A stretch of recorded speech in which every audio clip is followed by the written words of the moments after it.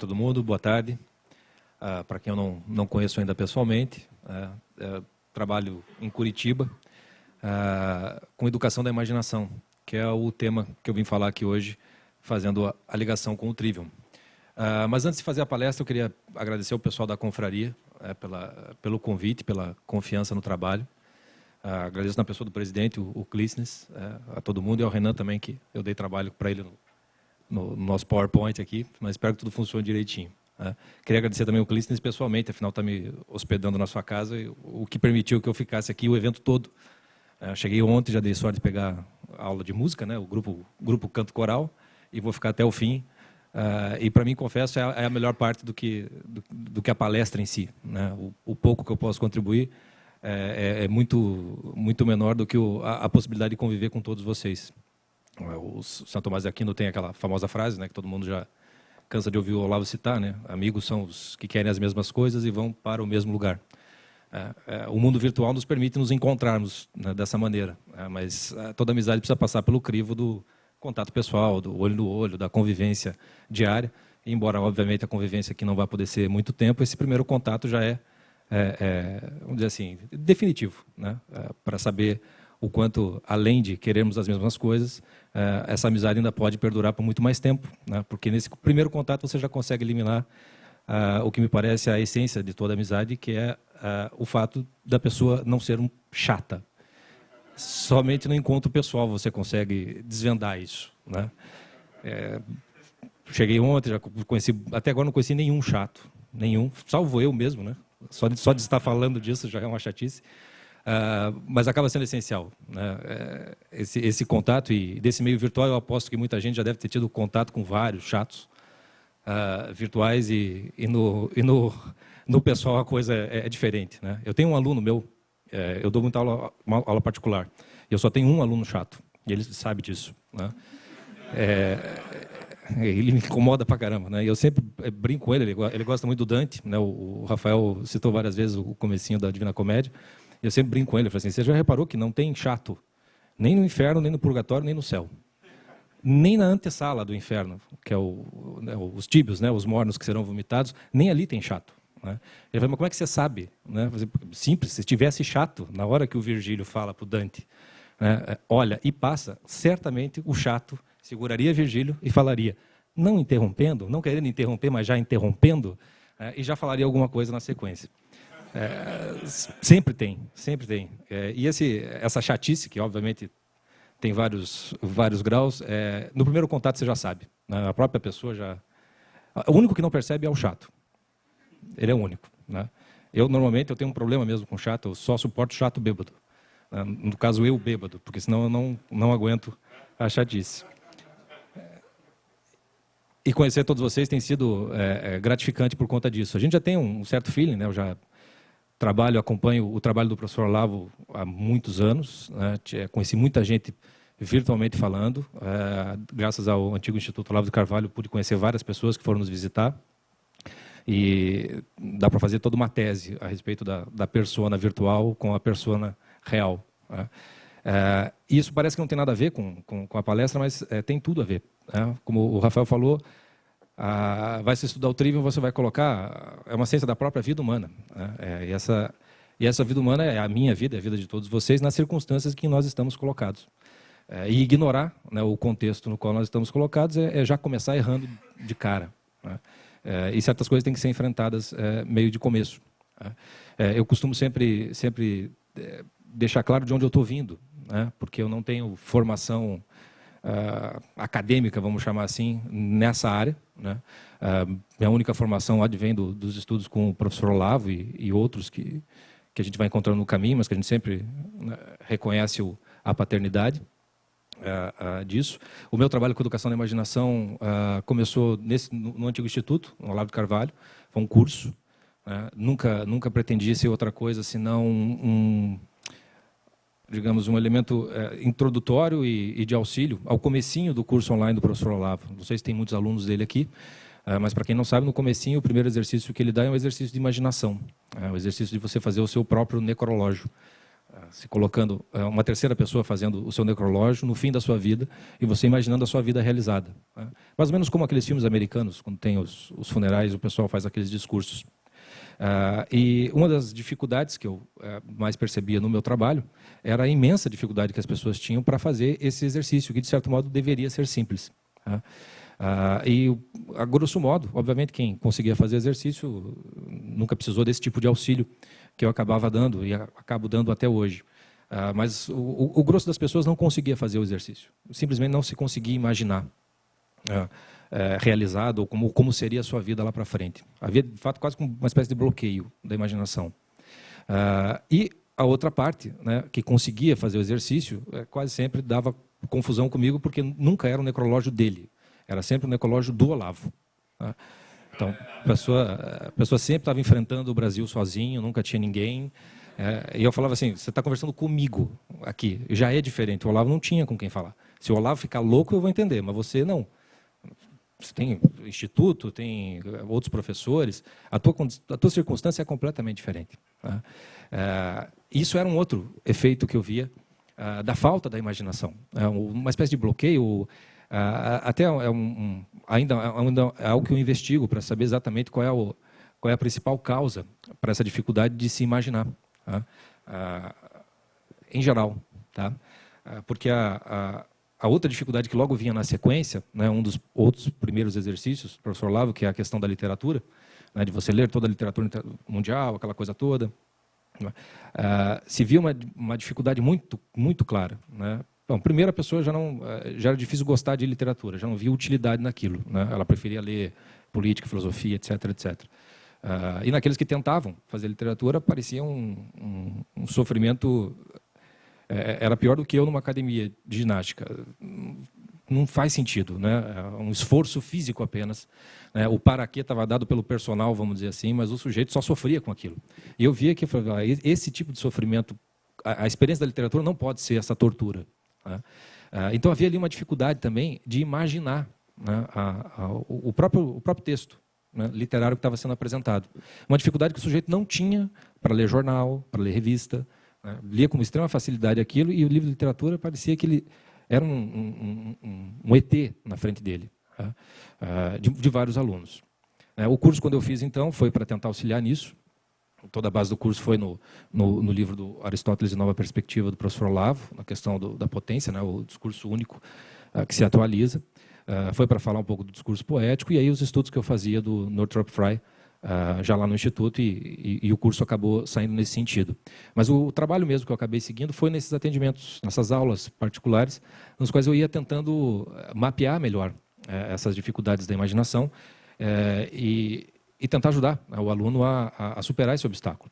Então, de algum modo, a palestra que eu começo hoje agora, e dei muita sorte, não sorte porque isso foi bem pensado pelo pessoal da confraria, colocar o Rafael antes para abrir o trabalho. Eu não vou precisar aqui fazer uma série de considerações de ordem teóricas e contextualizado, está tudo muito bem contextualizado, coisa que eu jamais conseguiria fazer, porque eu não estudei a fundo como o Rafael, eu fiquei me virando nos 30 com aquilo que a gente tinha, o tipo de esforço que ele fez de 5 anos de se enfurnar. Quando eu percebi que ele tinha feito isso, eu falei, graças a Deus apareceu alguém que fez isso, né? Que foi fazer essa ponte, porque eu sei que eu não faria, né? Não conseguiria fazer. E fico muito feliz, porque ao escutá-lo, acompanhar um pouco do trabalho dele, eu vejo que, bom, não estou sabendo, mas estou dentro do contexto, estou indo para o mesmo lugar, mesmo. Então, a palestra dele assim foi um alívio, né? Falei assim, bom, graças a Deus, né? Não estou fazendo cagada, já é uma grande coisa. E a palestra minha começa, eu acho que na pergunta que o outro Rafael fez, né? Dado tudo isso, como, onde, qual é o livro, qual é o professor, qual é a prática, no final das contas, né? Ou começo com o que o Falcão falou. Quer dizer, isso tem que ser prática, isso tem que ser treinado, isso tem que ser disciplina.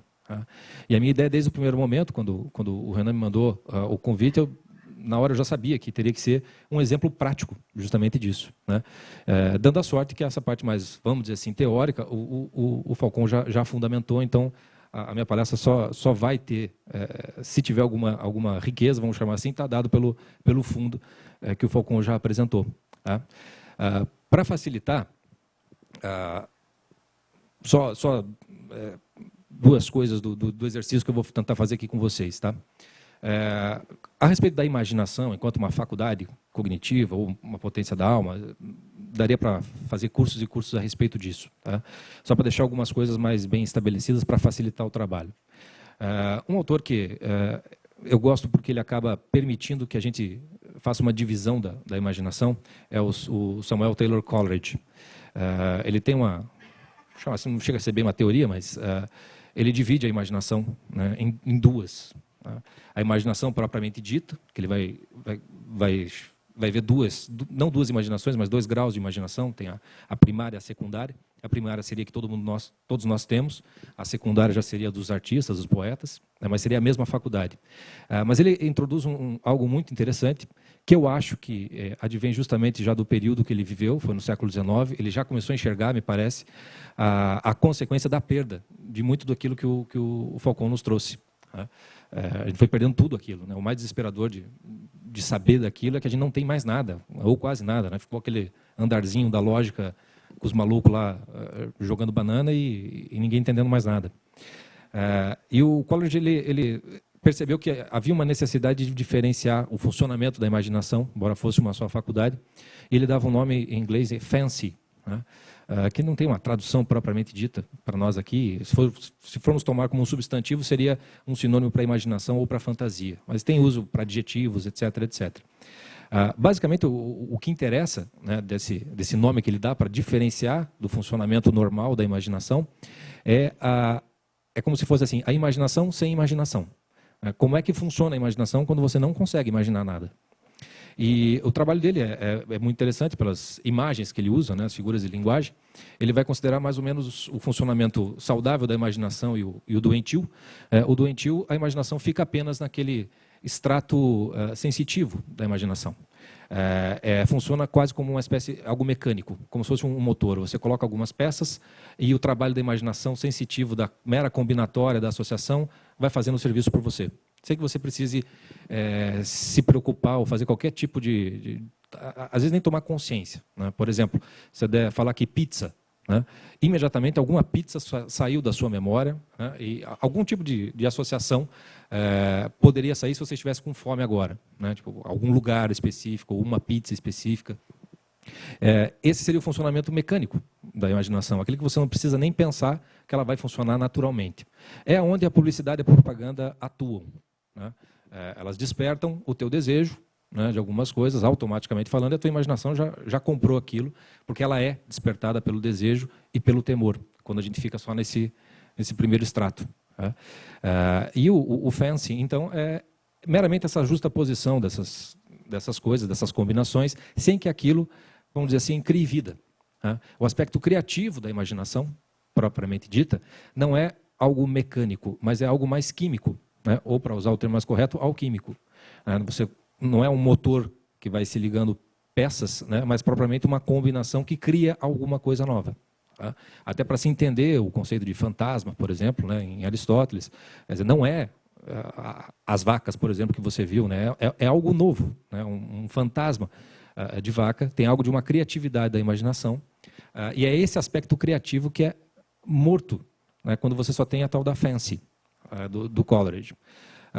O porquê ou como isso, vamos dizer assim, a nossa imaginação ela é esterilizada de algum modo para ficar só nesse funcionamento meramente mecânico, quase que biológico, as causas podem ser as mais imensas possíveis. O que me interessa, contextualizando essa ideia do Coleridge para a nossa realidade concreta, é que nunca antes na história do mundo, né, a gente teve a nossa imaginação tão pré-fabricada como atualmente. Já fazem algumas décadas em que toda a nossa imaginação ela é feita de imagens já produzidas. O esforço para você ser criativo com alguma coisa é mínimo, do mínimo. Né? E é fácil de você visualizar isso com televisão, com internet, com cinema, é tudo visual. Né? O aspecto, por exemplo, você pegar um livro e você fazer o esforço imaginativo se tornou estranho desde o berço. A quantidade de crianças que ficam na frente da televisão, e o problema não é estão sendo educadas pela televisão. Não, elas estão aprendendo só recebendo. É só um processo muito passivo da imaginação. Né? Por isso que essas crianças podem ter um imaginário forrado de imagens, mas que só se combinam dessa maneira mecânica. Quando a imaginação delas é exigida de uma maneira criativa, nubla tudo. Trava. Né? O exemplo mais claro que eu tenho, de quase todos os alunos que eu tive, é quando eles vão escolher a época de vestibular, né? Qual é o curso que eles querem fazer e tal. Desde criança, com aquela pergunta, o que você quer ser quando crescer? Não, eu vou ser médico, bombeiro e tal. Imaginação funcionando tranquilamente. Quando chega na hora de escolher para valer, apaga tudo. Ele não consegue se imaginar sendo qualquer coisa, falta tudo, porque ele só se acostumou a receber. A gente pode não perceber isso, mas isso é um dos problemas maiores quando a gente vai trabalhar com literatura. Tá? Eu sempre digo, né, as dificuldades que eu encontro para fazer um aluno ler um livro, compreender o que ele está lendo, aprender aquilo, né, e aquilo se tornar cultura, né, algo que se cultiva, demanda certo tempo. E, normalmente, eu não tenho esse tempo, o aluno não fica até ele perceber qual é o benefício que ele tem. Então, eu uso muito cinema, eu uso muito seriado, porque isso já está, digamos assim, a inteligência do aluno já está pronta para isso. Então, ele recebe, ele já trabalha com aquilo rapidamente, e você consegue trabalhar aspectos da própria vida do aluno a partir desse universo. E, aos pouquinhos, eu vou conseguindo colocar um espelhinho de literatura para mostrar quão mais rica a literatura pode ser do que a imagem já pronta, que um filme dá. Tá? O problema maior, quando eu acabo enfrentando, foi sempre procurar, então, meios de fazer exercícios mesmo, de literatura. Exercícios de aprender a ler mesmo. Tá? E que são exercícios de imaginação na literatura. Né? Aprender a ler significa saber imaginar a historinha que o autor está colocando para você. Tá? Esse livro que aparece aqui no PowerPoint, também sempre gosto de citar de onde a gente acha as coisas. Esse livro, a primeira vez que eu ouvi falar dele foi no fórum do COF, né, do curso online de filosofia do professor Lava. Tinha indicação lá, dentre vários outros livros. Né? Quem comprou esse livro foi o Ronaldo Bolk, que é um amigo meu, que era parceiro no Instituto Olavo de Carvalho. E quando eu trabalhava lá, dada a dificuldade que eu tinha, eu procurava material que a gente tinha. Como o pessoal da confraria tem ali os livros, né? Vamos ver o que tem aqui para ver o que dá para usar. Né? E aí deixou o Flor do Lácio, e o nosso latinista lá, que era o Fernando Moraes, falou, não, esse livro é uma maravilha. Quando eu peguei o livro, né, e comecei a ver que ele era extremamente prático, eu falei assim, eu vou começar a arriscar com esse aqui. E funcionou, né, na maior parte das vezes, pelo menos por um primeiro passo.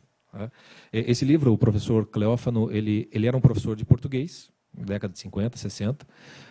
Ele formatou o livro com base na experiência dele, então ele pegou todo o apanhado dele e fez um livro que é para explicação de texto e produção de texto. E é de modo genial o que ele faz. Né? Ele corta em camadas toda uma história literária e vai pegando só aspectos, por exemplo, primeiro, descrição de lugares, sem que as coisas se movimentem. Né? E isso facilita imensamente o trabalho da imaginação. Né? E aos poucos ele vai tornando a coisa mais complexa, mas sempre com um parágrafo, no máximo uma poesia.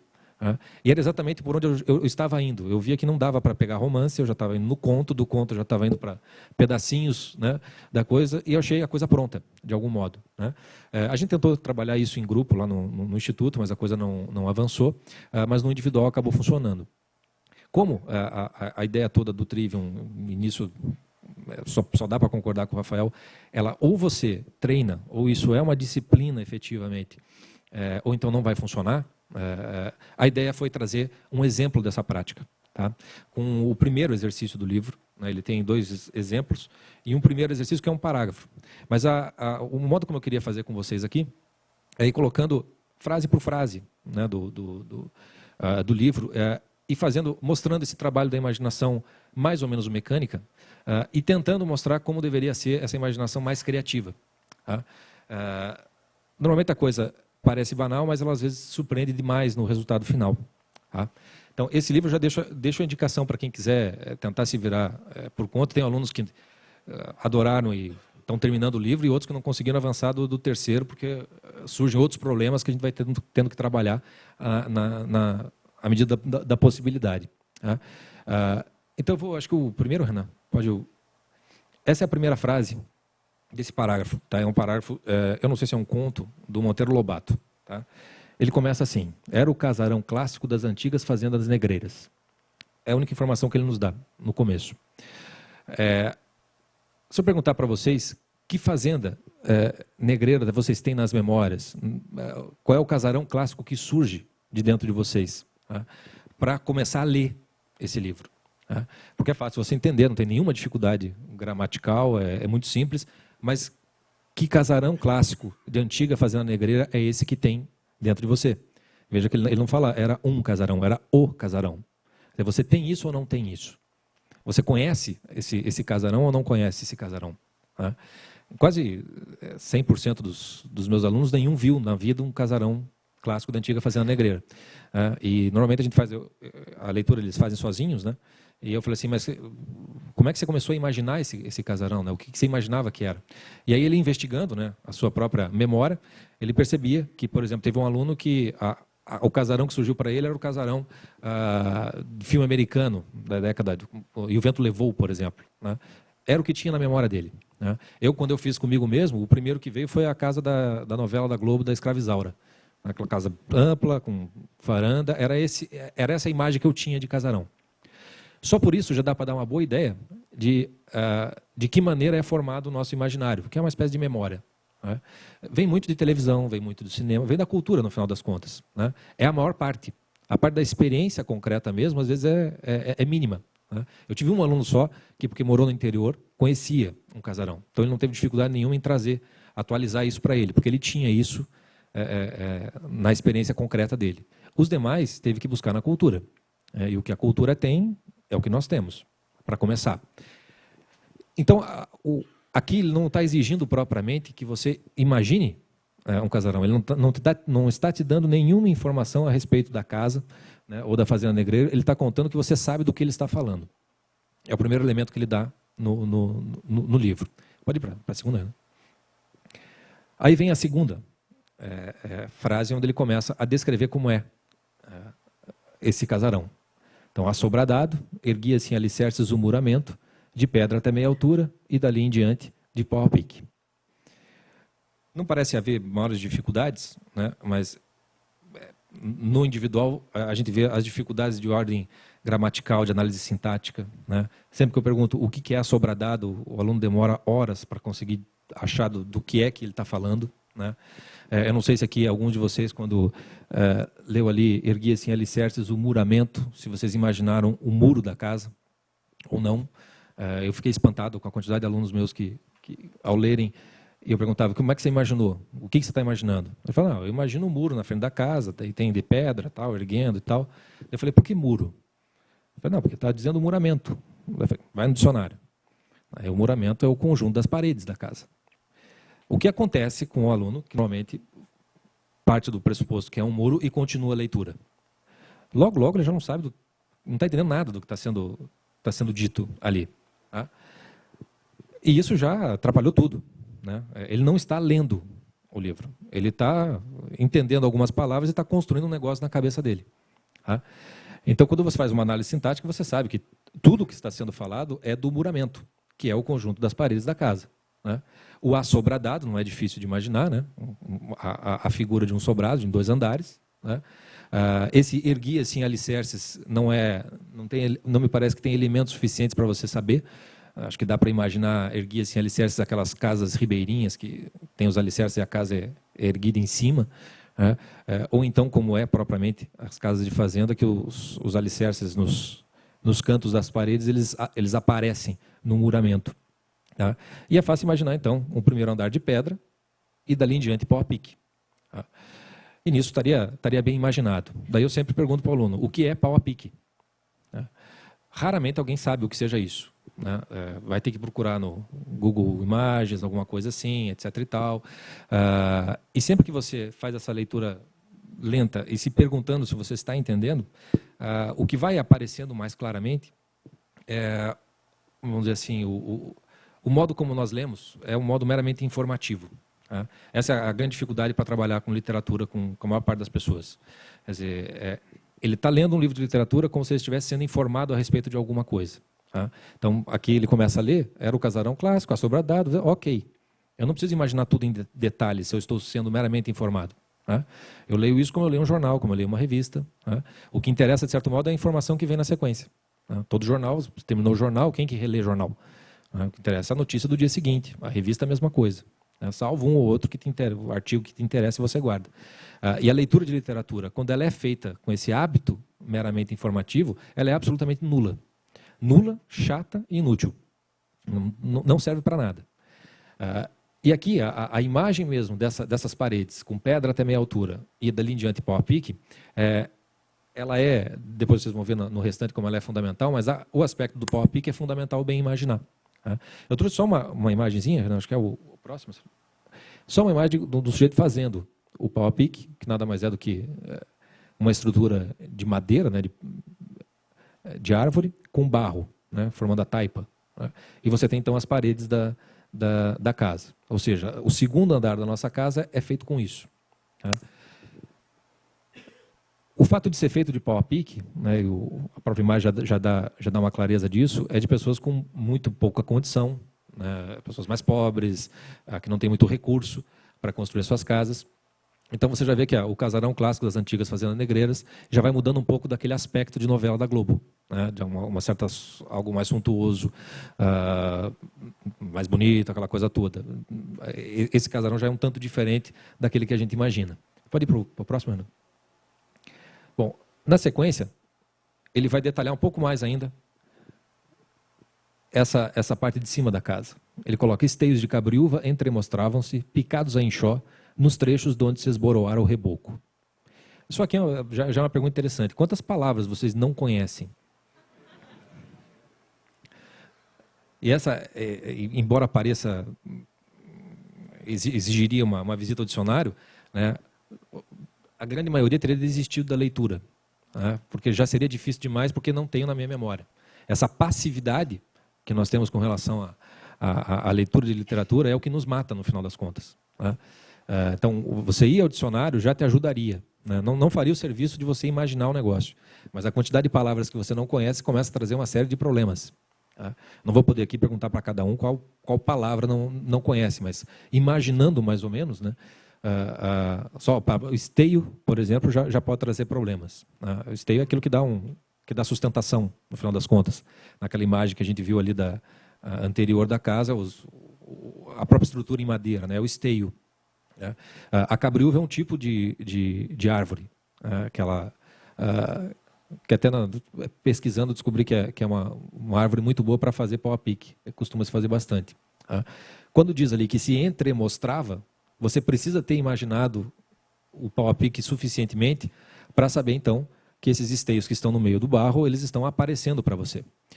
E o narrador está nos colocando de tal modo diante dessa parede, como se nós estivéssemos aqui, porque a gente consegue ver até de que maneira o esteio da cabriúva, né, o caulezinho da árvore, foi picado. Né? Quando diz ali picados a enxó é uma ferramenta. Né? Eu acho que até coloquei imagem também disso aí. É isso mesmo. Ali tem um enxó antigo e aqui é um sujeito fazendo uma canoa com enxó, que deixa um talhe muito característico. Né? Ou seja, quando o autor, o narrador, né, está colocando ali que se entremostrava esteios de cabriúva picados a enxó, você está colocado de tal modo diante dessa parede que você está vendo detalhes muito mínimos dessa estrutura. Tá? Isso pode parecer irrelevante, mas para a tua imaginação isso é absolutamente essencial. Porque essa casa vai se tornando cada vez mais viva, né, concreta, e você está sendo colocado num determinado ponto no espaço dessa descrição. Pode ir voltar para aquela... e vocês veem que quando ele completa ali nos trechos de onde se esboroara o reboco, para quem não sabe, o reboco é aquilo que você massa, né, a parede para poder fazer a pintura em cima. Tá? Então, nessa parte do pau a pique, se teve um reboco, já tinha uma parte caída e estava mostrando o seu esteio de cabriúva. Por que cargas d'água o narrador está colocando esse tipo de informação de cara? Tem uma razão de ser para isso. Tá? Ele continua descrevendo a casa. Janelas e portas em arco, de bandeiras em pandareco. Acho que janela e porta em arco, acho que todo mundo tranquilo de imaginar, né, aquela redondinha em cima. Mas e bandeiras? O que é bandeira? Também isso foi essa é aquela parte que o aluno sempre é esperto. Ele fala assim, não deve ser bandeira, propriamente, deve ser alguma outra coisa, mas ele não consegue imaginar outra coisa. Né? E a bandeira, na verdade, nada mais é do que justamente essa parte superior, onde você tem o arco, né? E você faz uma espécie de janelinha, né? Alguns têm até uma ventarola. No meu apartamento em Curitiba, é antigo, tem essas bandeiras e faz uma ventarolazinha. Eu acho que eu trouxe uma imagenzinha só que é aquela parte superior. Tá? Então, nós temos a parede toda imaginada, né? Que o narrador nos colocou, nos mostra quais são as portas e as janelas, né? No entanto, eles não nos disse ainda aonde estão essas portas e essas janelas nas paredes. Vamos na sequência. Pelos interstícios da pedra, amoitavam-se samambaias e nas faces de Noruega avenquinhas raquíticas. Bom, nas faces de Noruega, o autor do livro, essa parte ele explica o que é, tá? Porque dificilmente você vai achar no dicionário. Nas faces de Noruega é onde não bate sol. Tá? Então, é uma das paredes que não bate sol. Você vai ter as avenquinhas raquíticas. Né? Nas demais você vê samambaias. Veja que é uma tridimensionalidade na casa, que ele vai te colocando diante dela, e a tua imaginação ela vai tendo que sustentar isso durante a leitura. Tá? O que eu quero que vocês vão percebendo é o quanto se exige de vocês na leitura de literatura. No livro do professor Lavo, o discurso poético é o que mais exige da pessoa, porque exige uma participação completa. É aquela suspension of disbelief. Você suspende a descrença com relação à inexistência dessa casa e a imagina como se ela fosse algo vivo. Vivo no sentido de estar diante de você mesmo. O trabalho da sua imaginação é bem feito quando você, de fato, se sente dentro dessa casa. Quando ele coloca pelos interstícios da pedra, a parte de baixo, então, que ele não havia ainda falado, você já tem até uma noção de como essas pedras se colocam. Né? Aí talvez todo mundo tenha uma experiência dessa, das plantas saindo do meio das pedras e as avenquinhas raquíticas nas faces de Noruega, fica fácil de imaginar. Mas, normalmente, o que você imagina são plantas. Né? Ele não está dizendo que são plantas, ele está dizendo que é samambaia e avenquinha. Samambaia, acho que todo mundo tem experiência do que seja, mas e a avenquinha? Alguém já viu a avenquinha na vida? Trouxe também uma imagem, acho que dos dois, se eu não me engano. Aqui tem um jardim vertical com avenquinhas. Esse é o tipo de planta, então, que você tem nas pedras. Estou trazendo tudo isso aqui porque a nossa imaginação, por conta desse modo de ser formado somente por imagens e não por um esforço da nossa imaginação de criar essas imagens, faz com que boa parte do nosso aprendizado precise que você mastigue isso aqui a ponto de ficar coisa de pré-infantil. Tá? Quando você vai para cursinho de vestibular, para passar em vestibular, por que o pessoal vai fazer cursinho? Por que o professor de cursinho tem que fazer aquele troço meio para a gente abilolada, com musiquinha, etc. e tal, e tudo mais? Justamente porque eles sabem perfeitamente bem, né, qual é o nosso modo de aprender e conhecer hoje em dia. Né? É um modo extremamente passivo. Você tem que dar tudo. Você tem que dar até a própria imagem. Porque senão você não consegue fazer a sua imaginação começar a trabalhar. Ela é um mecanismo, mas ela exige um certo esforço. Vamos para a próxima? Num cunhal crescia a nosa figueira enlaçando as pedras na terrível cordoalha tentacular. Ele está de sacanagem com a escolha das palavras, mas por isso que eu sempre uso esse exemplo. Porque a quantidade de palavras é imensa, que a gente não conhece, e a imaginação fica muito no vazio diante dessa descrição. Tá? Num cunhal, para quem não sabe, é uma quina, né? o canto aqui da parede, que faz o ângulo de 90 graus. É ali que ele está descrevendo que crescia uma anosa figueira. Tá? A figueira é uma árvore, acho que todo mundo sabe o que é uma árvore, mas e o anosa, o que significa isso? Tá? Boa parte dos meus alunos acreditam que o anosa, ela é... Como é que teve um aluno meu? Agora não me lembro qual foi o que foi que ele imaginou com isso. Né? Mas o anosa é no sentido de muitos anos, ela é muito velha. Tá? Não é outra coisa. Tá? Crescia a nosa figueira, uma figueira já antiga. O que já coloca aí também uma ideia de tempo associado a essa casa. Né? Para que uma figueira muito velha apareça num cunhal, dá para imaginar o tamanho que essa figueira vai ter, ainda mais quando ela tem cordoalha tentacular, né, envolvendo as pedras da casa embaixo. Né? Cordoalha, a gente pode imaginar como uma espécie de cipó, alguma coisa assim. Tem uma imagem de uma figueira, que eu achei de Ipatinga, que vocês podem ver ali a quantidade de cordoalhas que descem. Né? Dá para ter uma imagem, então, um pouquinho melhor, ou conseguir imaginar melhor essa cordoalha saindo e dando a volta na pedra como um todo. Até aqui está ficando muito mais viva essa casa que ele está descrevendo. Né? E acredito que todo mundo, se tivesse dado o parágrafo inteiro, provavelmente leria, e se eu perguntasse o que foi que você imaginou, você me diria uma casa de fazenda. E nada além disso. Tá? Vamos para a sequência. A porta da entrada ia ter uma escadaria dupla, com um alpendre em cima e parapeito esborcinado. Bom, até aqui, ele falou da parte de cima, ele falou da parte de baixo, e as janelas e portas a gente não sabe muito bem onde estão. E agora ele coloca essa porta de entrada em algum lugar da casa. E aqui, por exemplo, a parte gramatical, né, se você não lê direito, não vê que tem uma crase ali no comecinho, né, você vai imaginar tudo diferente. Né? Eu não sei aqui quantos imaginaram essa escadaria dentro da casa. Né? Vários alunos que imaginam, e daí bem naquela coisa que o vento levou, né? Entra aquela escadaria dupla que vai lá para cima e daí tem um segundo andar da casa. Né? Mas o que ele está dizendo é que há a porta da entrada, né? Ou seja, a escadaria está fora e vai dar na porta. Né? Ou seja, essa porta provavelmente está no segundo andar. E o que é uma escadaria dupla? Como se imagina uma escadaria dupla chegando até uma porta de entrada? Às vezes é difícil. Se está assim, não é dupla, tem o quê? Uma divisão, vem de lado, né? Provavelmente seja isso. Tá? Alpendre em cima é uma sacada, né? Na parte superior, e o parapeito esborcinado está dentro do mesmo sentido das bandeiras em padareco, quer dizer, também quebrado, né? Algo arrebentado, de algum modo. Essa imagem, se vocês botarem Casa de Fazenda Negreira no Google, essa é uma das primeiras que aparece. Se vocês vendo aqui, vocês veem que tem a escadaria dupla, tem a escada, tem o alpendre.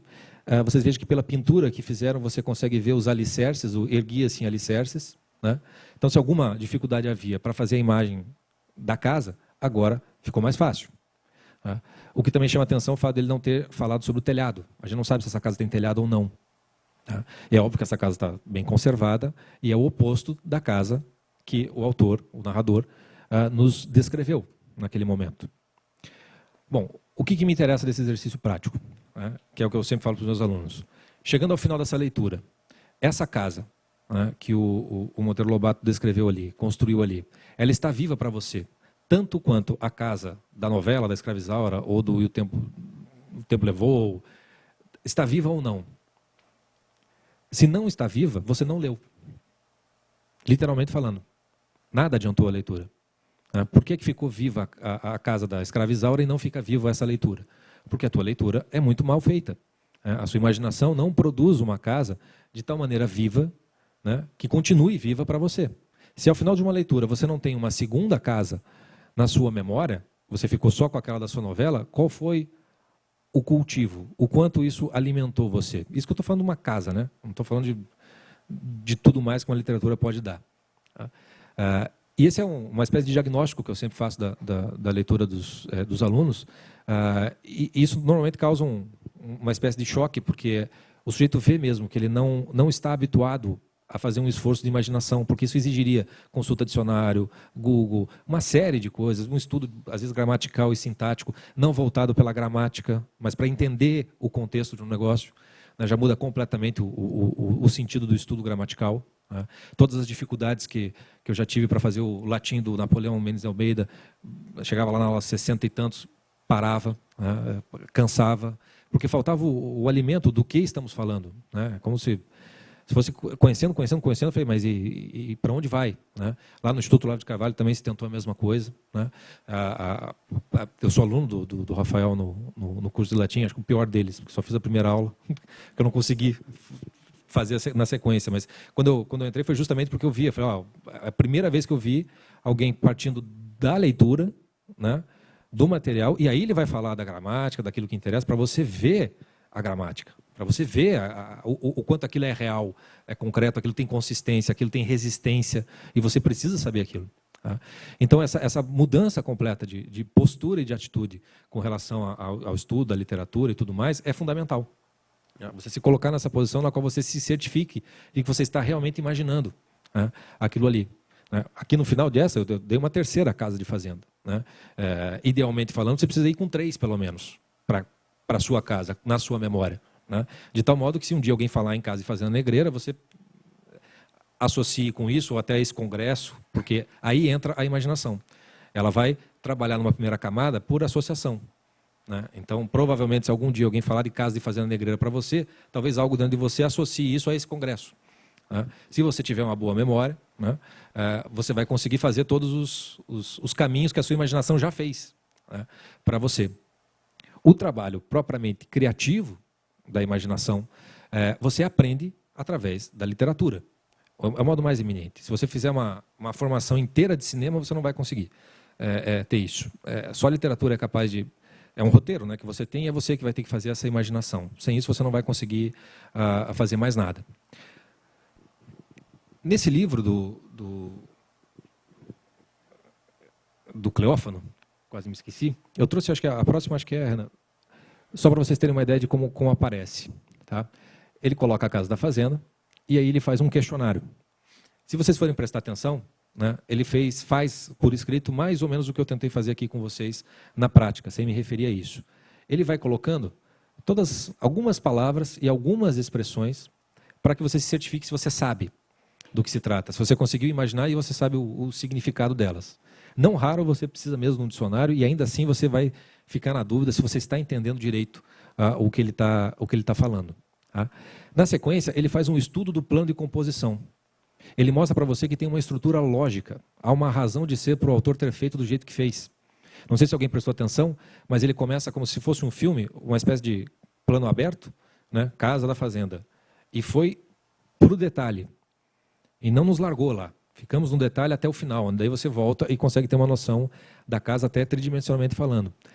Esse estudo do plano de composição faz com que você compreenda que existe uma razão de ser, não é aleatório que o autor escreveu dessa maneira. A escolha das palavras não é à toa. Tá? Eu não sei se... dá para você voltar no parágrafo completo, Renan? Eu não sei se vocês repararam, mas eu não chamei atenção para isso, mas não sei se alguém chamou atenção. Boa parte da descrição é inteiramente objetiva. Ou seja, são coisas que você consegue imaginar na casa mesmo. Né? Em nenhum momento o narrador se intromete. Ele diz o que ele está pensando ou não. Ele está observando e te relatando. Né? Uma prosa realista, vamos chamar assim. Né? Só que chega um determinado momento que existe um adjetivo que é inteiramente a impressão do narrador. Não sei se alguém percebeu. Oi? Terrível. Quando você chega nesse terrível, esse terrível ele é desnecessário na descrição. Como você imagina o terrível nessa casa? Alguém imaginou a casa terrível? O terrível é a cordoalha tentacular. Né? Tá dando um significado para aquela... Algo como se estivesse sufocando a casa. Né? Óbvio que isso vai se espalhar e contaminar a casa como um todo. E isso vai se somar com a ideia da deterioração do pandareco e do esborcinado. Né? Tem todo um significado, tem toda uma impressão que o narrador quer que você sinta, que você tenha junto com ele. Né? Quem quer que tenha visto uma casa dessa, tenha ficado, por exemplo, com pena da casa, puxa, que mal cuidado ou qualquer coisa, ainda não está lendo o que o narrador está nos mostrando. Quando ele coloca essa palavrinha terrível, solta, ela, de certo modo, ela enlaça, tal como a cordoalha, todo o parágrafo. E joga todo um colorido. E você precisa saber imaginar isso. O que é imaginar algo terrível? Percebe que automaticamente isso desperta certos sentimentos dentro de você. A Suzanne Langer vai dizer, né, que a arte dá forma a sentimentos, né, no final das contas. E ela constrói, então, ambientes, atmosferas. E isso você precisa saber imaginar também. Já é uma complexidade da imaginação, mas você é exigido para isso. Quando você tem uma casa, algo parado, para imaginar, já traz tanta dificuldade, imagine-se então uma história por completo. Onde o Todorov, se o objeto da literatura é a condição humana, né, o que você vai encontrar num livro de literatura são experiências dessa condição humana. E você vai precisar imaginar essas experiências. Então, uma das coisas que eu sempre pergunto para os alunos, você concorda com... Normalmente eu tenho muito aluno que é do Olavo também, né? Você concorda com o Olavo que tem que ler, antes de tudo, tem que ler toda a literatura universal, etc. e tal? Concordo. Né? Eu falei, para quê? Por quê que tem que fazer isso? Não, porque ele tem todo um arcabouço das possibilidades humanas, da experiência. Eu falei, tá, e daí? Como é que faz isso? Como é que você pega essa experiência e serve para quê na tua vida? Ajuda no quê? No dia a dia, na tua vida mesmo. Alguma vez você leu algum negócio que te ajudou mesmo, na hora H, de alguma situação? Né? Aí fica aquela cara de casa.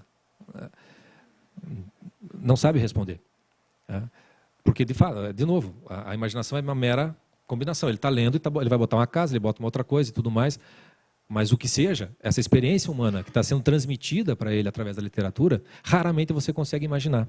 E raramente você consegue imaginar, estou dizendo raramente nos dias de hoje, tá?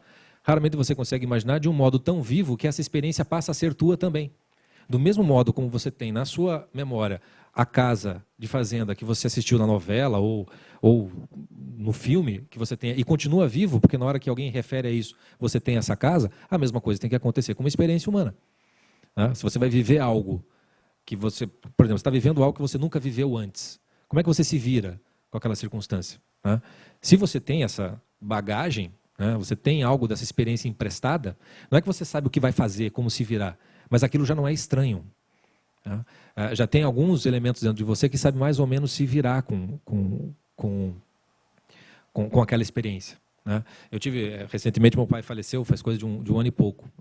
E foi a primeira vez que eu tive esse primeiro, vamos dizer assim, esse primeiro choque de realidade da literatura como uma cultura viva. Porque eu já tinha lido N obras, da coisa da morte próxima, etc., mas nunca tinha acontecido tão próxima de mim. E todo o processo da experiência mesmo, não só do luto, mas da doença, etc., tudo que envolve aquilo ali, de algum modo não me era estranho. Me lembro nitidamente, falei assim, é como se eu já tivesse vivido. E sabia perfeitamente quais os personagens que eu me lembrava, sabia aonde que eu ia recorrer. Ali foi uma das primeiras provas que eu falei assim, pô, de fato alguma cultura literária eu tenho, porque na hora H isso vem me socorrer. Não no sentido de que a literatura salva, qualquer coisa nesse sentido, que também é bem menos. Mas no fim das contas, esse trabalho básico com a questão da imaginação para a literatura, se você menospreza, se você salta isso daí, você não emenda depois. Você não consegue emendar. O professor Olavo já recomendou o curso do Carlos Nadalim para os meus alunos, inclusive, para a coisa do ouvido da poesia, etc. e tal. Também sou aluno do Carlos Nadalim. E eu sempre percebia isso. Embora a gente possa ter acesso às coisas certas, o trivium, o quadrivium, etc. e tal, o como você vai chegar ali, os degraus para você chegar ali, que são o problema. Porque nós estamos tão abaixo dessa condição que falta. Então você até pode falar, que maravilha é aquilo, mas é uma maravilha que você não alcança.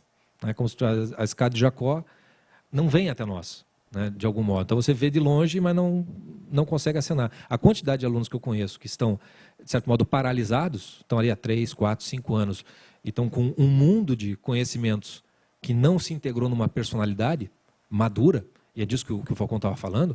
Quer dizer, essa passagem, eu fiquei inteiramente no que seria a gramática, no sentido poético. Para passar para a retórica, esse troço já tem que ter virado vida em você. Senão você não vai saber o que é virtude. Nunca. Não vai perceber nunca uma conexão de uma coisa com a outra. Então, esse crescimento, como a irmã Miriam faz no livro dela, de uma árvore, etc. e tal, aquilo ela está coberta de razão naquele aspecto. Eu, quando eu comprei o livro da irmã Miriam, eu tolamente peguei o livro, um caderno, falei, vamos lá fazer todos os exercícios. Eu comecei a ler aquele negócio e falei, mas não pode ser isso aqui. Esse treino, essa disciplina não é isso. E boa parte do meu trabalho, no final das contas, não vai além disso. Isso que eu dou um exemplo aqui com vocês é o que eu acabo fazendo com todos os meus alunos em maior ou menor medida. Dependendo, e por isso que eu dou muita aula particular, porque a circunstância concreta de cada um de nós, ela tem certos elementos comuns, mas obviamente que tem as suas particularidades. E de certo modo a literatura mapeou quase que tudo isso. Eu, como já tenho uns 5 anos trabalhando, já tenho uma coleçãozinha lá de conto, filme, livro. Dificilmente me aparece um aluno que eu não tenha alguma coisa que dê para colocar como um espelho, para ir trabalhando. E aos poucos isso vai sendo alimentado né? A imaginação vai ganhando, porque a dificuldade é só no começo, a imaginação ela é muito viva. Então, se você dá alimento para ela, você rapidamente começa a usá-la e trabalhá-la, né? Um outro efeito que isso dá, eu sei que um depoimento que o Rafael Falcão colocou essa semana no Facebook do curso de latim dele, eu não me lembro do aluno, mas ele estava falando justamente desse, que para mim é a prova de que a coisa funciona, né? Que ele estava, acho que, sentado, vendo o passarinho, e de repente ele prestou atenção, né? Quer dizer, e nada mais é do que o latim, e por isso que o professor Olavo pediu, né? O latim, mais do que você aprender o latim, você vai aprender a parar, prestar atenção, imaginar, etc, etc, etc.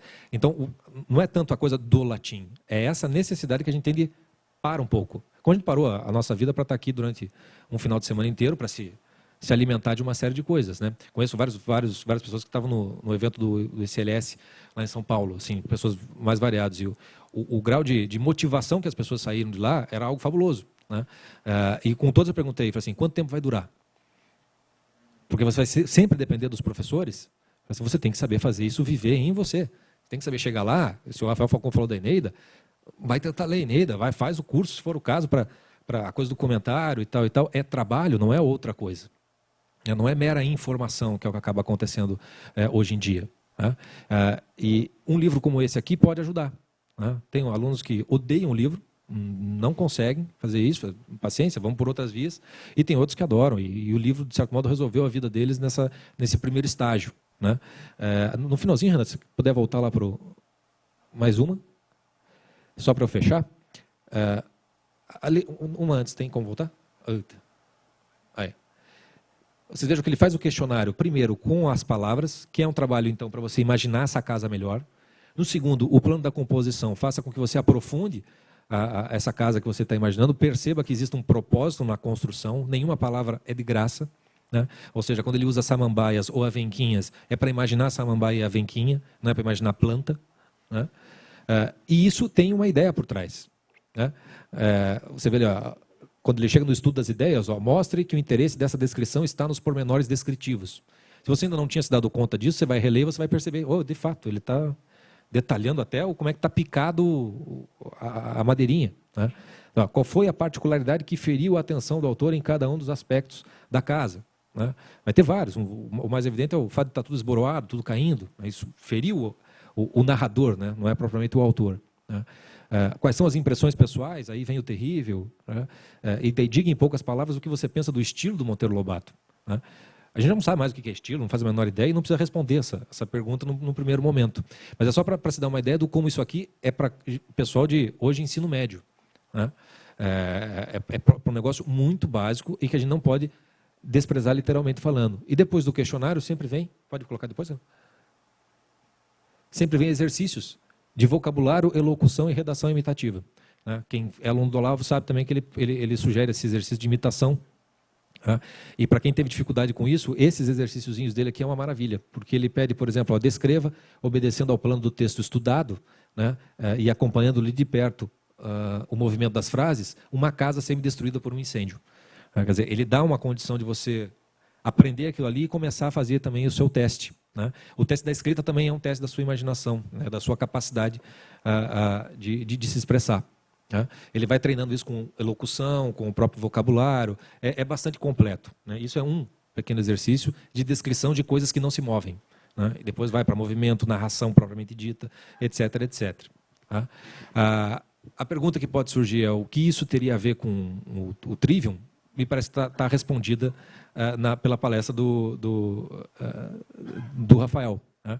Mas algo que eu acho muito, muito interessante também de sempre chamar a atenção é que uma das poucas coisas que eu, pelo menos quando eu comecei a estudar o Trivium, eu tentava entender, né, o significado do Trivium, o entrelaçamento, né, as três vias que se entrelaçam. Eu falei assim, bom, se a coisa está entrelaçada, a distinção que a gente pode fazer é de um mesmo fenômeno, né? E por esses exercícios aqui dá para começar a ter uma noção do que seja isso. Porque embora nós estejamos dentro da gramática, você vê que tem uma estrutura lógica que você pode perfeitamente aprender, né? E a retórica que aparece aqui é uma retórica poética, literária. Quer dizer, o uso daquele adjetivo terrível, né, poderia ser outro. E isso poderia mudar completamente a configuração. Se ele tira aquele terrível e coloca, sei lá, qualquer coisa, feia, já muda tudo isso, né? Nesse sentido, o trabalho mais meritório que tem sido feito pelo professor Rodrigo Gurgel com as suas obras é exatamente desse tipo de coisa, né? Quer dizer, menos retórica e mais literatura. Quer dizer, pegando aquela coisa da retórica com um penduricalho, né? Então, esse entrelaçamento desses 3 planos, você acaba tendo um exercício como esse, sem se referir a Trivium, não faço a menor ideia se o professor Cleófano conhecia Trivium ou não, mas de algum modo é uma tentativa de recuperar pelo menos a realidade mesmo do ensino do ser humano, enquanto tal. Tá? E por educação da imaginação não imagino nada além disso. Tá? É um degrauzinho, né? O próprio nome também poderia ser outro, mas é um nome que acaba despertando a curiosidade e me permite falar de algo que costuma ser pulado, saltado, né, no trabalho educacional. E tem tudo a ver com artes liberais. Então, se o Trivium, a gente perdeu quase tudo o que tinha, né, e dá uma depressão de imaginar a quantidade de trabalho que tem pela frente, né, o trabalho está justamente pela prática e pelo comecinho da coisa. Né? E estava falando ontem com o pessoal, assim, ó, na linha que eu trabalho, eu me sinto parceiro do Rodrigo Gurgel, do Falcon e do Carlos Nadalim. São os 4 dos que eu conheço, né? É que estão. Outros fazem outros trabalhos maravilhosos, mas é de outra ordem. Né? Se encaixam também, mas nessa linha de base é por aí que a coisa vai. Tá? Então, eu acho que acaba casando bem com a parte teórica, essa primeira prática. Né? E aí fico aberto aqui para vocês, algum questionamento, alguma pergunta, alguma dúvida, curiosidade, qualquer coisa que o valha. Né? Mas era isso que eu queria mostrar para vocês hoje. Obrigado pela atenção.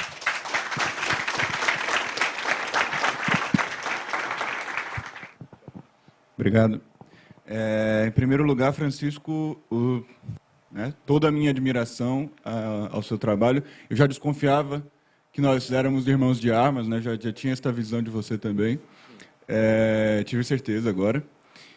Eu não conhecia o livro, A Flor do Laço, não conhecia este livro. E eu quero deixar registrado, não só para você, mas para todos os presentes aqui, que este livro, em matéria da essência, dos princípios, isso daí é o ensino da gramática tradicional, é isso daí. É isso aí, né? Então, como eu disse, é um negócio que até pouco tempo existia, né? E deixar uma curiosidade para você também. Eu vou fazer uma pergunta, mas quero deixar uma outra curiosidade que acho que você vai achar interessante, que é o seguinte: você mencionou que este livro era para as crianças do ensino médio. Na antiguidade, o normal era ensinar uma criança, isso daí entre os 7 e os 12 anos, mais ou menos. Né? Esse tipo de trabalho é o mesmo trabalho, exatamente. Né? Meu filho tem 10 anos, eu vejo que... É totalmente capaz. Né? Totalmente capaz. Agora, a minha pergunta é a seguinte, em relação... eu percebi que o texto que você usou como exemplo, que você tomou do livro, é bastante exigente do ponto de vista do vocabulário, como, aliás, a prosa do século XIX como um todo, do começo do século XX, é bastante exigente do ponto de vista do vocabulário, né? Muito mais do que de outras épocas. Ao mesmo tempo que, como é prosa e tem uma natureza mais específica, o tipo de informação, né, num sentido mais amplo de informação, né, o tipo de imaginação que ela pede é mais específico, mais concreto, e é uma história mais definida, digamos assim, né? Ao mesmo tempo que, em comparação com um poema, né, por exemplo, como Os Lusíadas, dos quais eu estava falando antes, que o poema é mais característico do ensino gramatical tradicional, né? Em comparação, nós temos 2 características interessantes, que é o poema ele é mais condensado, ele usa uma linguagem mais condensada e mais simbólica, portanto, a experiência dele é menos específica, menos especializada, né? Ela aponta mais para o universal, de certo modo, né? Ou mais diretamente, pelo menos, para o universal. É muito mais fácil você imaginar uma estrofe dos Lusíadas do que imaginar esse parágrafo aí que você colocou aí. Com certeza. Né? E, ao mesmo tempo que tem isso, ele, do ponto de vista do vocabulário, ele é muito, muito menos exigente. Né? E uma terceira característica interessante do poema é que ele é memorizado. Ele é memorizável e é memorizado, e, na verdade, esta é a primeira etapa da educação literária primária. Então, o que você acha em relação à prática de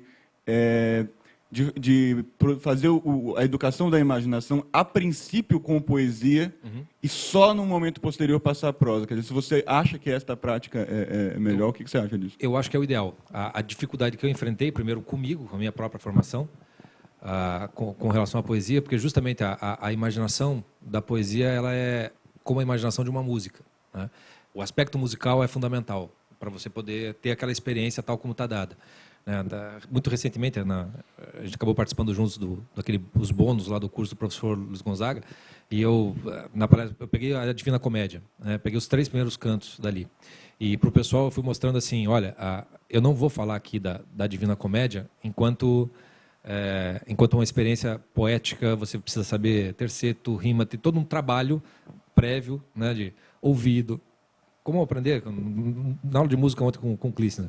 Uma série de coisas que você vai precisar ter mais ou menos uma noção para começar a compreender, né, ou aprofundar a experiência musical. E na poesia tem essa parte que, na minha formação, ainda é muito deficiente, né? Então, até não é muito por isso que eu caminho por ali, e segundo, pela própria experiência do aluno. Ele chega até mais surdo do que eu para a coisa da musicalidade. Então, o que eu costumo fazer? Com a Divina Comédia, e pela resposta que os alunos me deram, eu acho que fiz um teste e acho que acertei. Eu peguei ali daqueles 3 primeiros cantos, eu falei assim, qual é a experiência humana que o Dante está vivendo aqui? Essa experiência humana aqui, ela é essencial para qualquer obra de literatura. Se você não pegar essa experiência, por mais a musicalidade toda, vai ficar manco. Do mesmo jeito que é manco não ter a parte musical, você tem que ter a parte existencial. E na Divina Comédia, a única experiência que o Dante tem, ele próprio, é nesses 3 primeiros cantos. Porque depois ele entra e fica observando, né? O inferno, o purgatório. Mas a experiência dele mesmo está dada naqueles 3 cantos. E ele é um dos tíbios, né? Ele não consegue, ele está o tempo todo tendo dúvida, não sei, será, veja bem, né? E eu fui mostrando o quão próximo aquela experiência é nossa, porque como eu conheço o curso do Gugu, eu sei que a sensação que as pessoas têm, normalmente é isso que, se você vai ler livro de ensaios e tudo mais, dá aquela depressão, porque parece que você é completamente impotente para chegar a compreender e captar aquele mundo de coisas, né? E a minha ideia foi justamente essa, pegar um clássico e vejam como essa experiência da tibieza, né, ela é muito próxima da nossa realidade. E é disso que o Dante está falando, aqui, acolá, etc. e tal. E vejam como, se você não tiver essa coragem de parar de ter medo, não vai começar, né? Que é o Vigílio faz. Fala para ele entrar, aqui toda a tibieza esteja morta, senão a gente não avança, né? Senão você vai ficar aqui, né? Você vai ser um morno para o resto da vida, né? E ele está no meio do caminho da vida dele, né? Então, quer dizer, é uma experiência profunda de uma vida toda, né? Isso se comunica muito ao nosso estado, né? A quantidade hoje em dia de homens maduros, por homens eu digo homens e mulheres, é cada vez menor na sociedade. Esse monte de gente tíbia, fraco, frágil, inseguro é a regra, né? Dante está falando disso, né? E aí a conexão que se deu foi muito legal para isso, né? Daí todo mundo que entrou em contato comigo, né? Muito legal, nunca tinha parado para pensar, eu falei assim, mas presta atenção que eu não li a Divina Comédia, eu só peguei aquela experiência. E essa experiência, se eu pegar os 50 tons de cinza, também tem uma experiência ali, possível, né? Agora, a qualidade da literatura é outra conversa. Estou pegando algo que é muito essencial aqui. Porque, normalmente, nem isso o sujeito pega. Aí, a dificuldade que eu tive com a poesia era na parte musical. Então, do mesmo jeito que tentava fazer o latim ou qualquer coisa, que daí precisa tratar de diversificação, ou pega uma poesia aqui e acolá, eu consegui fazer com alguns alunos. Por exemplo, pega a Tabacaria do Fernando Pessoa. Não tem quem não se reconheça. Não por acaso é, de certo modo, a mesma experiência do Dante lá no começo. O tipo de coisa que pega é o significado da palavra, é o contexto, né? Mas a imaginação é muito fraca se você não tem essa coisa musical para onde vai o poema, para onde vem, para cá. Mas, idealmente falando, é por esse começo. Tanto que eu recomendei para um monte de gente. Falei assim, faça o curso do Carlos Nadalim. Para isso, porque ele vai te dar essa condição de ir recuperando essa parte fonética, vamos chamar assim, né, da poesia, para você ir começando a captar, e decorando poemas que você gosta, etc, etc. Só que eu encontrei muita resistência. A resistência para a leitura é uma desgraça. Então eu vou lá do filme, aí vou indo para prosa só para o cara saber que fala da vida dele e tal. Falo, agora escuta esse poema, né? Às vezes você acha umas declamações maravilhosas no YouTube, escuta agora. Aí o cara para, né? Aí fica com aquele universo. Mas eu acho que o ideal seria isso. A impressão que eu tenho é que a gente derrubou tudo e a gente meio que tem que vir do lado oposto da Lua para chegar. Mas é da minha experiência concreta, né? E eu considero mais uma deficiência minha com a poesia para conseguir transmitir para o aluno do que propriamente uma deficiência em si do aluno. Mas eu sempre encontrei muito mais resistência com a poesia do que com a prosa. Me parece até aquela coisa dos comentários, né? Com poesia, uma necessidade muito maior do que com a prosa, por exemplo. Basicamente eu faço isso. Eu tenho um livro, Linha de Sombra, do Conrad, que eu trabalho com vocação com esse livro. Eu faço meu comentário, leio 2 páginas e comentário aula por aula, tal. Já preciso de tudo isso com prosa, né? Com a poesia mais ainda. São pouquíssimos os meus alunos que gostam de poesia, que se interessam, até insisto e tento pegar os... Bruno Tolentino, por exemplo, é completamente inapreensível para a maioria das pessoas. Porque não tem mais todo aquele fio da meada, assim. Não tem.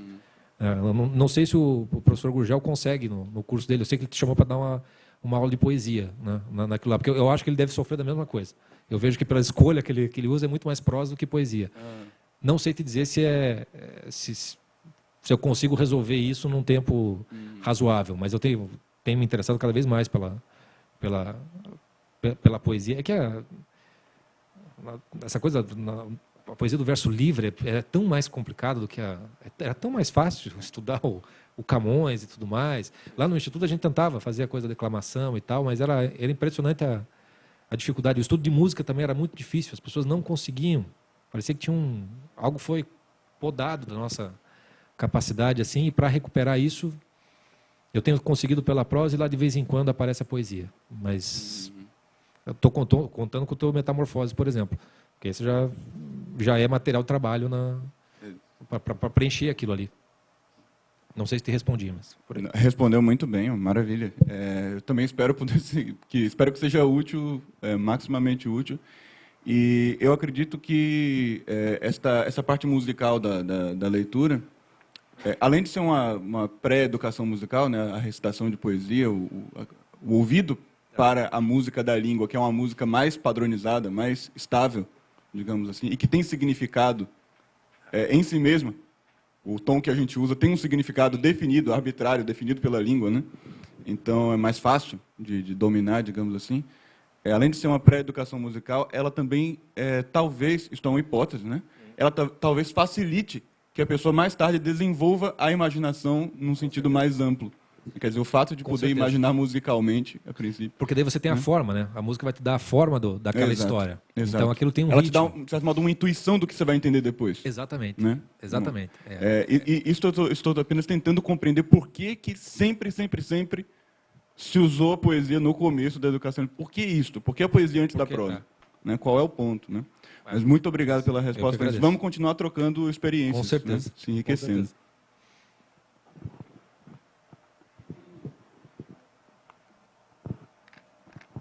Olá, obrigada pela exposição.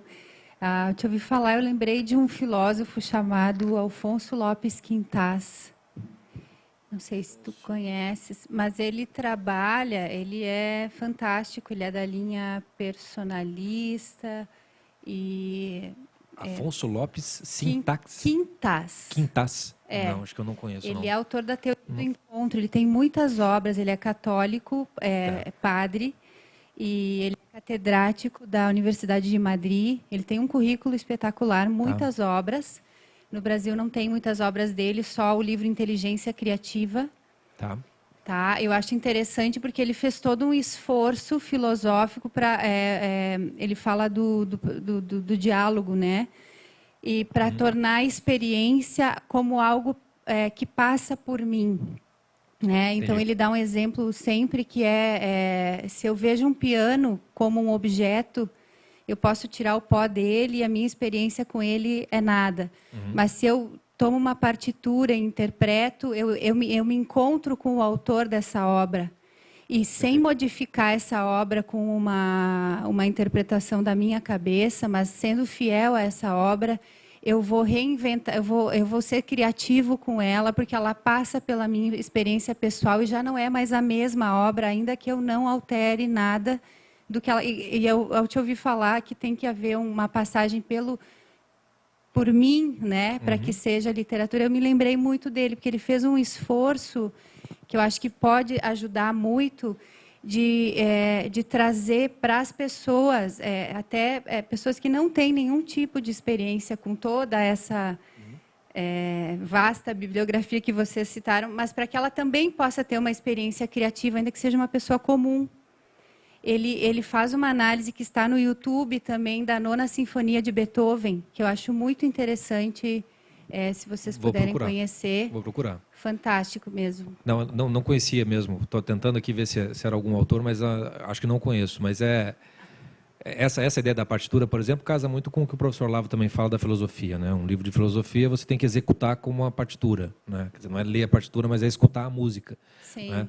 E para que você aprende isso com a literatura, né? Então até o exemplo que eu fiz aqui é como se fosse tocando um piano, né? Nota por nota. Isso. Né? Essa é a partitura que você executa. Na hora que você aprende a fazer isso com a literatura, a filosofia fica bem mais fácil. Porque se você vai para a filosofia, você não tem o símbolo, né? A coisa é mais abstrata, é muito mais difícil, né, de você explicar. Inclusive, ele tem um livro que é a análise de 4 literatura, está em espanhol, mas é sobre literatura. É uma análise estética da literatura. Análise estética da literatura?